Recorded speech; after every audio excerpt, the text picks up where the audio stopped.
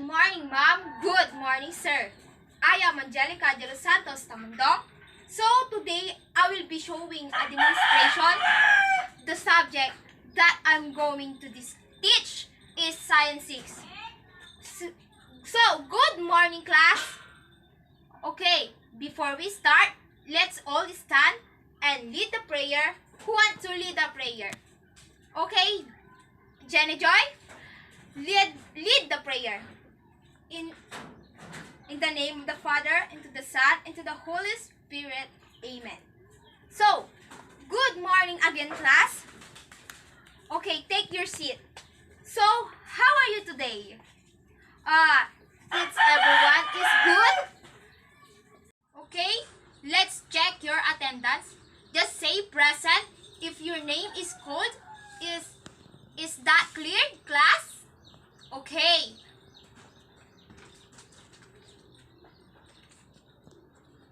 Okay, Jamela and Ronaldo. So, wow, no one is absent today. Very good, class. So, before we start our new lesson, who can give me a recap or tackled yesterday? Okay, Jamela. Okay, very good. The tackled yesterday is vertebrates and invertebrates. So, what is invertebrates and vertebrates? The vertebrates are the animals that have a backbone inside their body. And the invertebrates naman don't have a backbone. They either have a soft body. So, before we proceed our new lesson, so play a game, a jumble letters. So, I have a jumble letter. So, ang gagawin nyo lang ay huhulaan ang mga letters na nakajumble. So, first is, okay, very good. It is a trees. Very good, class. Second, jumble letters. Okay, very good. Animals. Animals. And the last one is, okay, very good. It is a tropical rainforest. So, now, I have here a set of images. All you have to do is observe and guess what is the picture. Please don't be answer in chorus. So, have to do is raise your hand and if you know the answer, it is that clear, class? Okay. First picture is anyone? Okay. Okay, Tintin. Okay. Okay, very good. It is a tree. The second picture. Okay, anyone? Okay, Irene. Irene. Oh, very good. It is animals, wild animals. And the last picture. Okay, Ronaldo. Oh, very good. It is a waterfalls. Ask, what is image all about? Yes, very good. It is a tropical rainforest. So, what is the tropical rainforest? So, tropical rainforests are the forests characterized by high and continuous rainfall with the annual rainfall in the case or tropical rainforest between 2 or 5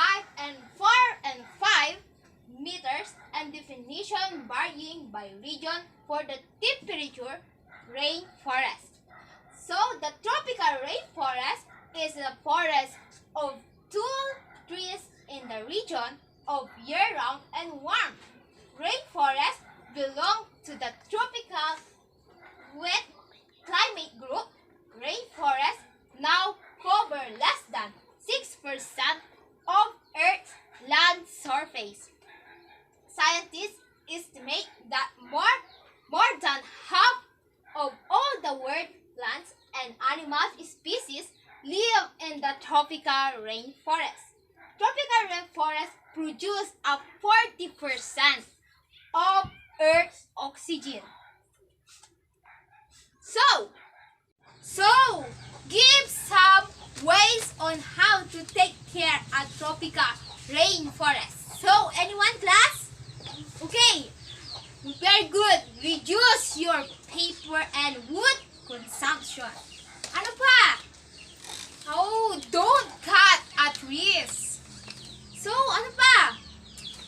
Teach other about the importance of the environment can save a tropical rainforest. So, in the tropical rainforest, I have a 4 major. So, first is emergent layer or the highest layer. So, emergent layer or the highest layer, emergent are the tallest trees in the rainforest. So, dito naninirahan yung mga birds and bats and insects. So, the second layer is the canopy layer. So, canopy trees have a smooth and oval leaves. So, food and the animals are abundant in the rainforest. They find in the canopy layer. So, number 3 is the understory layer. This is the shader area which receive only little sunlight and plants here grow up to 12 feet. So, animals that lives here includes lizard, jaguar, leopards, snakes, and frog. So, the fourth is the forest floor. It is the darkest layer of the forest because little sunlight can pass through it. So, it is no plants grow and things decay quickly. So, now let's move on. Okay, class, let's play a game. So, first, I will group you into 3 groups. The first row, and the second row, and the third row. So, I have a paper and markers. So, this is the group 1, and this is the group 2, and this is the group 3. So, let's start the game. So, list down the living things in the tropical rainforest. You have 30 minutes to finish your group activity. Good job, class. All of your answer is correct. So, what did you learn in our class? So, very good, class. The tropical rainforest, there are 4 major of tropical rainforest. Ano yung mga yun? The first is the canopy layer. And the second is the emergent layer. So, ano pa? The understory layer. And the last is forest floor. Very good, class. So, why did you learn important class? Okay, very good. Play a practical role in keeping our planet healthy. Okay, thank you class. Thank you for your participating. Okay, now I have here a worksheet. You have to do is fill in the blank. So, okay, get one and pass. Okay, timer start now. Okay class, time's up. So, pass your paper. So, what is the answer number 1? Okay? A tanong. So, very good. The answer number 1 is tropical rainforest. So, number 2, Arwin. So, the answer number 2 is temperature. Very good. And number 3, okay, Ronaldo. Very good. Canopy. So, number 4 is the forest floor. And the last is immigrant layer or the highest layer. Very good class. Okay, now your assignment is make a poster the tropical rainforest. So, very good class. Good job. Such a fast learning. So, let us give all us round of the applause. Okay? That's all. That's enough class. So, thank you for today and thank you so much for your participating.